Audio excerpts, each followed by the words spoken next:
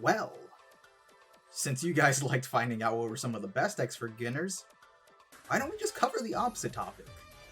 The worst decks for beginners to attempt to pick up. You see, Gundam as a TCG has been approaching its first year anniversary and will by the end of July. So, by the end of all of that, we will have been given 6 different box sets and 10 different structure decks within that first year of the game. And while we have been given a delightful serving of variety in these products, unfortunately, anybody with TCG experience will tell you, not all cards are built equally. It's simply just a fact of life that with so many shows and factions being introduced into the TCG all at once within a small amount of time, some would definitely stumble and falter more than others upon being introduced to the game, despite even being the faces of some of the products in the game.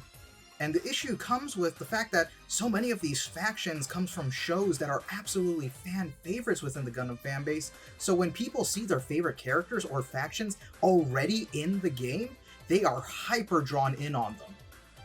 Only for it to be revealed later that those archetypes actually suck and that the money and time invested into those decks was wasted, leaving a very bad taste in some people's mouths. Which is why I'm here again. This video was already planned, you guys just showed up for the first one, so hey, I figured might as well send this one out next. So in this video, we will be presenting another 5 decks, except this time, they're the ones that I think are absolute traps for new players wanting to build a deck after deciding to get into the game. Now, the criteria for this will be a little bit more loose for this video, since to be honest, the budget criteria from the last video doesn't really matter here since all the decks mentioned here are pretty much going to be hyper cheap due to their unplayability, and honestly not even really adding the Amuro Kira package will be enough to save these decks in their current state. Meaning that this list will mostly come down to both personal experience, personal bias, as well as what I've seen these decks' dedicated users cook up with for the past year. And I want to make this extremely clear. I'm not saying that you should permanently write these decks off. If you are a beginner and your favorite deck / archetype / faction is on this list, I'm not saying you should look entirely the other way and never look back.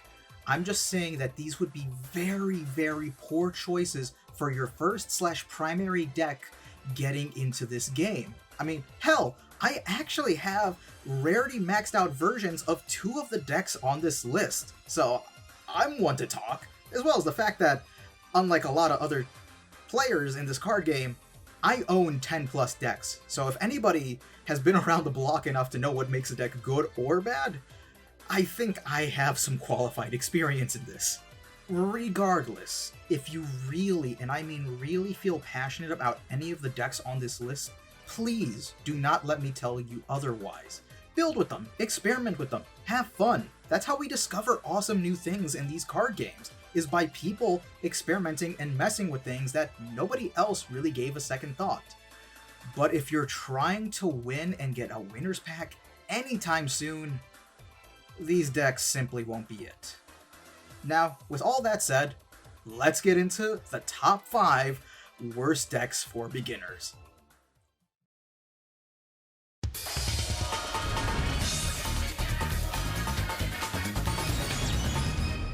Number 5. This one hurts me personally because not only is this one of my favorite decks in the game to run, it's also one of the decks I mentioned I have rarity maxed out, and I have been running this deck since the beginning of Set 2. So, why is this deck bad? Gjallarhorn as a whole suffers from being an archetype that is currently being pulled in 2 different directions, while simultaneously being kneecapped from functioning in either way. The deck as a whole is split from being extremely tribalistic with trying to flood the graveyard with as many Gjallarhorn cards in the early game with Galio, and the Grey's Eye encouraging this aspect. However, on the other side you have the McGillis part of the deck, which seems to encourage the deck's Swarm ability as well as combining it potentially with Tekkadan. When you combine these 2 facts together with the fact that the deck has very, very lackluster in-house commands and pilots, as well as all the units having such low HP that it looks like a buffet for any red ping deck, and you have a deck that can struggle to get its gears going. And it gets all the more worse when you look at the fact that both McGillis and Galio are worse versions of Amuro and Kira. I mean, hell, McGillis is a worse version of Sarah Zabarov, who is a level 3 pilot compared to McGillis's level 4. However, the reason it is this high up on the list is because it can still actually get its feet off the ground decently, especially with some of the newer support, as well as the fact that it's in white, which means that you have plenty, and I mean plenty, of filter options to get your cards in the grave, both in archetype and out, with cards such as Kamaris and Overflowing Affection, basically making fulfilling the graveyard requirements quite easy, as well as the fact that the Swarm is actually kinda decent, as the deck actually has a lot of lower level cards that are actually really solid at both being aggressive and at being defensive. And when you combine these alongside the fact that we still haven't received all of IBO's Season 1 support for the faction, let alone the Season 2 support, means that there's still an absolute massive chance for this deck to show up and be proud in the future. However, given its current state, as well as the fact that white as a color is really looking really flooded in GDO5, that support is still a long ways off, which is exactly why it lands right here at number 5.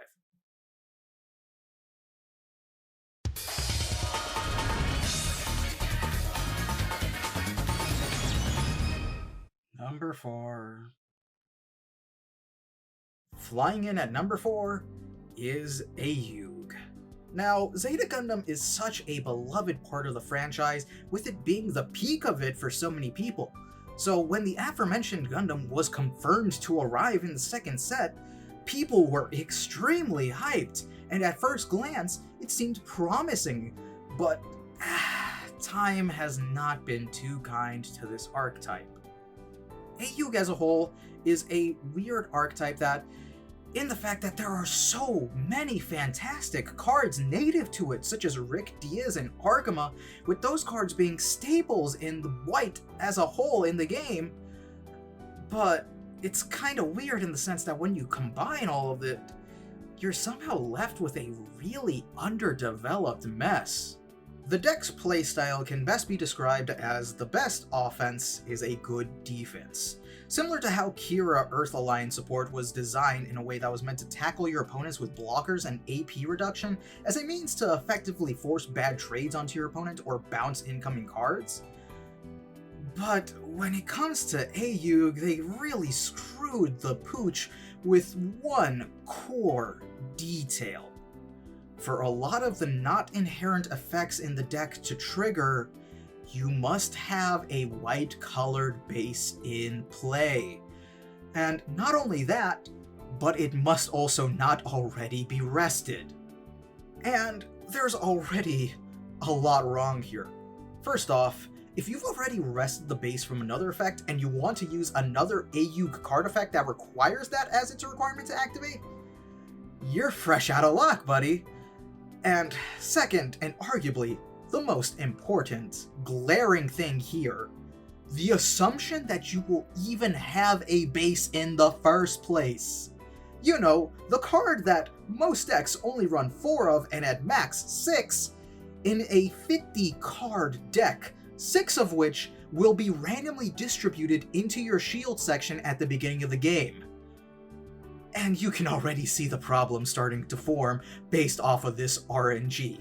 And additionally, this fact is not helped when you look at the early game support meant to hold you over until you can start putting out cards such as the Hyaku's Shiki or the Zeta, as aside from the Rick Diaz and the Nemo, everything else the game has to offer for the early game struggles or is intensely weak for no real reason. Like, look, I get it, Fa wasn't exactly having a high body count in the show, but why is the Methys this weak?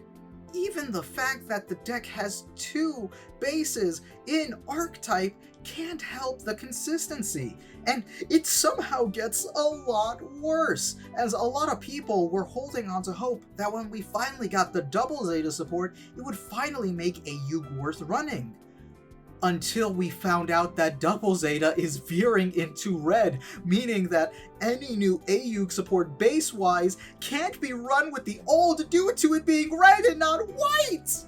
Somehow, almost every attempt to make this deck better comes with a massive caveat, and it gets even more tragic when you look at the original LR Zeta. Absolutely gets outdone by its GDO3 variant solely based on the fact that it's an on-deploy effect that doesn't require a base to be in play to be active.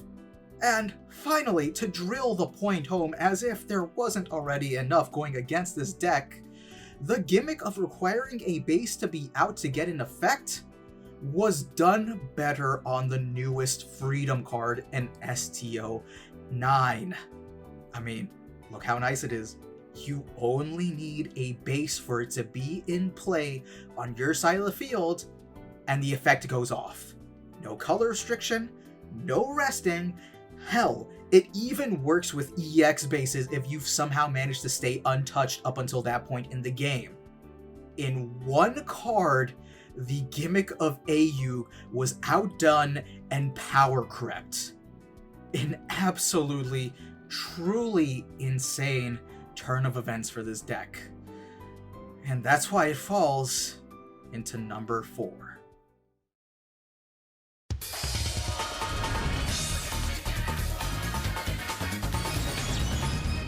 Number 3. Fighting the Federation at number 3 comes in Mafty. Okay, hold your keyboards. I know what a lot of you are about to type. Yes, a Mafty deck did make it to Worlds. However, we are not talking about blue-red control in this section. We are talking about solely Mafty as an archetype. Cause holy shit, the bar was really low, but my expectations were somehow surpassed. Coming straight out of the film/novella Mobile Suit Gundam Hathaway, Mafty is a red-colored archetype that specializes in burning the opponent and attempting to counter swarm tactics. Unlike AEUG, the reason this archetype fails is just super obvious on so many levels. The fact that this deck has no other pure pilots aside from Hathaway, and all the other potential pilots are left to become mediocre command cards. The lacking inability to do consistent burn pre-level 5 in this deck, as well as the fact that all of the bigger cards in the deck require a Hathaway link to make the best of their effects. And, of course, the most obvious one, the limited units that the deck has due to its source material. I mean, hell, even the current SD Generations gacha game struggled to make a basic level design as well as a dev tree out of this deck. Or, actually, it's not even a deck, it's just a movie. And, I mean, Bandai, there are only so many times you can just retrain Messers and She Gundam before it starts getting old, pointless, and clogging up the deck. A reminder that since we have gotten the structure deck, we have received 4 different She Gundams, 3 of which share the same level, and the 4th being either the highest or second highest level and cost in the game unless your opponent is swarming the field. And the worst part is, we can't expect this deck to get any better. This is just due to the fact that the source material really doesn't give the Mafty faction too much to work with in the first place, meaning that we can't really expect that much in units going forward, as well as the fact that, like I said, almost every single pilot, aside from Hathaway, has been turned into a command card. And the fact that even 2 sets after the structure deck, we are still getting level 5 She Gundam retrains is not inspiring too much confidence in the dev's ability to give this deck the support it needs. Until the early game can be fixed, as well as the fact that until we get more pilots that are good, by the way, aside from Hathaway, really just drains any confidence in this deck's ability to perform in the future. It's kind of surprising how this deck feels utterly rushed out, despite the fact that because of how planning and marketing and all that goes into, it's likely this deck wasn't as rushed as we thought it is. But it sure does feel like it.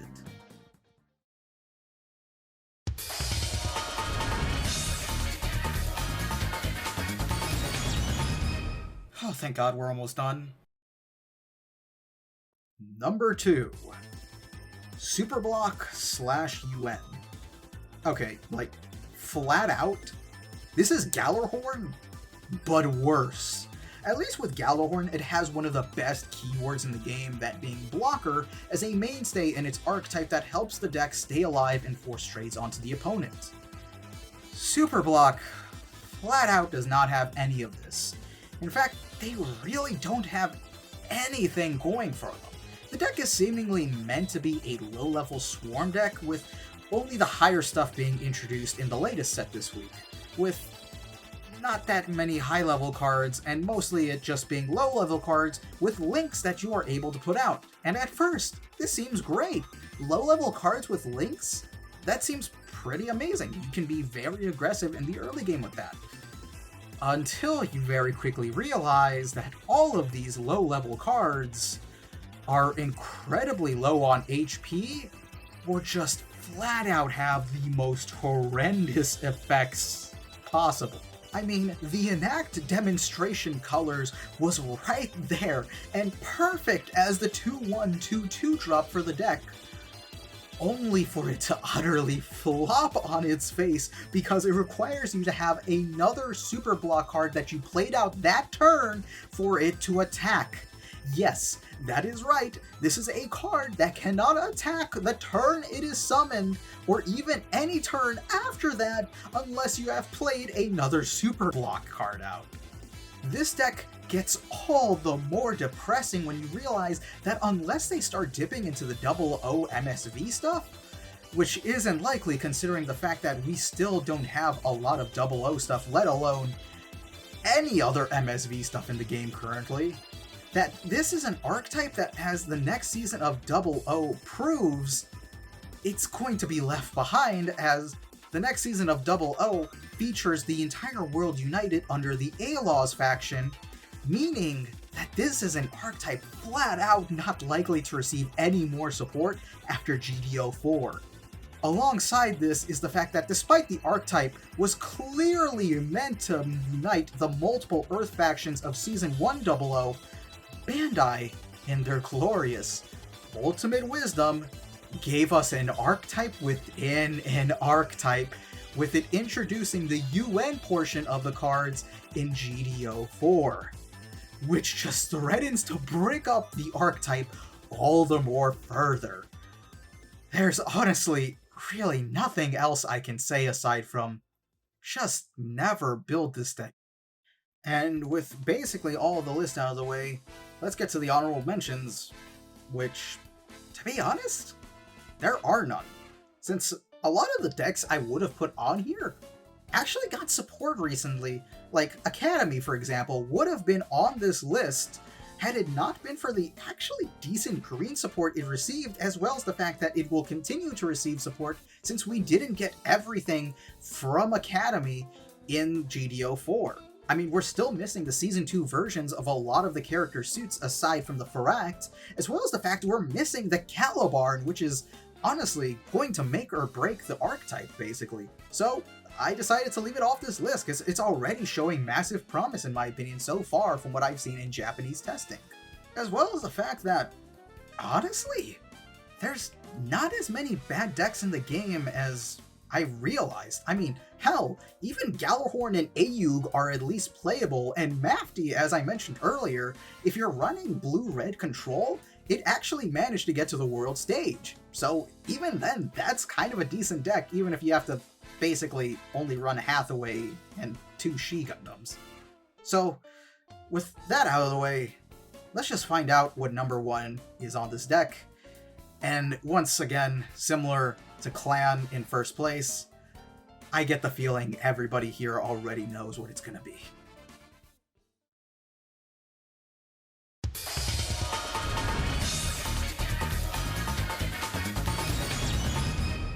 Is it really winning if you're number 1 on a worst list? Honestly, what else was it gonna be? It's Oz. Number 1 is Oz. This is by far the biggest trap I have seen people fall into all over the community in this game, as well as the biggest trap I have seen people fall into personally in this game. Beginners will pick up this deck only to very quickly realize that this barely even qualifies as a playable deck. Oz is by far the worst archetype in the game, not only for beginners, but for everybody, as all the problems I've mentioned for every other deck on this list exists in this archetype, but arguably worse. It has a horrendous early game, only one proper pilot that only comes out at level 5, by the way, and has to wait longer for its heavy hitters, by the way, in the form of Epyon, and I can't even complain about the effects in this deck, since mostly everything in it are just vanillas, basically. I mean, hell, even Super Bloc has diamonds in the rough with Graham Aker and Aliel Sanchez being good pilots. Oz does not have this. As mentioned earlier, Oz only has a level 5 pilot in the form of Zex, who requires a link for him, by the way, to destroy something before his effect even goes off. And look, I understand Oz has a reputation in the show of basically being full of jobbers and fodder for the main crew to destroy, but man, they didn't have to translate it so faithfully into this game. Hell, as if the deck didn't need any more kicking down. The in-archetype base isn't even a redeeming factor, considering it was so good and generic that it had the honor of being the first card in the game to be limited. The tragic part is the future of this archetype is still very shaky, cause yes, the deck can absolutely receive support in the form of the Trey's faction with suits such as Mercurius and Tallgeese 2, but it's also important to realize that in the future, Zex is not likely to be printed in archetype, as Miliardo Peacecraft will likely be White Fang, and Pretender Win is likely to be GT. Not only this, but we also gotta remember, who pilots Mercurius and V8 in the anime? Yup, that's right. It's not even in-house pilots for Oz. It's the protagonists of the anime, who of course are not even in the same color as Oz at all. It especially does not help that the one shining hope that this deck had for a split second was Epyon being unveiled as the premier card of a structure deck we are getting later this year. Only for, once again, similar to AEUG, for that hope to immediately be shattered as it's stated to specifically be in red, which is more likely going to be what White Fang's archetype is. And I didn't realize this until I was recording this video, and I just finished watching Wing with a friend, but there's also the possibility that that Epyon isn't even going to be an Oz card, because if you guys remember, Hiro Yui also piloted Epyon, which means there is a likely chance that everybody is anticipating for this Epyon to be Oz support, only for it to be possibly shadow dropped as Hiro Yui support.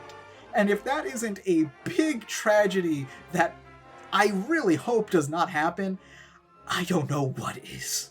And once again, similar to Super Bloc, unless we do MSV stuff, or hell, even Frozen Teardrop stuff, I haven't read it yet, but I'm assuming Oz pops up in it, they can't really be expected to receive that massive of a boost in the future. Which tragically kind of dooms this archetype, because unless we see some godly retrains or future additions to it, it's just gonna get worse before it gets better, man. And I think the worst part is, like I said earlier, This is basically a deck that kind of traps people who are new to the game because they fall in love with Gundam Wing, only to fall into the trap of building this deck first because of their love for Tallgeese and Epion, which is why this is number 1. The archetype as a whole sucks, it isn't likely to improve at all in the future, as well as the fact that beginners will continuously keep falling into this bottomless pit trap that is this archetype. And I think that's probably one of the most tragic things of all, that such a fan favorite faction has been done so dirty that it's basically unplayable and almost unsalvageable. And that'll be it for this video. Thank you guys for tuning in, and once again, like I said in the other one, please be sure to bring up points or decks I didn't mention in the comment section down below, or if you disagree with any of the decks I've put onto this list, please be sure to leave an argument in the comment section down below, as I actually do want to go through and see what other people say are the worst decks for beginners to pick up, because obviously this is, once again, something that is somewhat subjective, but mostly objective, so who knows? I could always be wrong, and you might teach me a thing or two. But aside from that, I'll be sure to see you guys in the next VOD, and be sure to like, comment, subscribe. Peace.